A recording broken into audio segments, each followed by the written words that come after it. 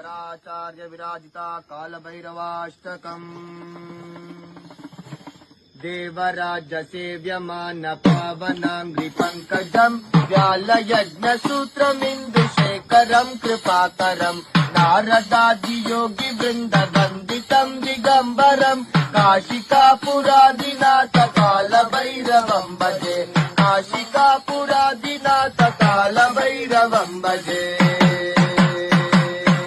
देवराज सेव्यमान पावनांघ्रिपङ्कजम् व्यालयज्ञसूत्रमिन्दुशेखरम् कृपाकरम् नारदादियोगी वृन्दवन्दितम् दिगम्बरम् काशिकापुरादिनाथ कालभैरवम् भजे काशिकापुरादिनाथ कालभैरवम् भजे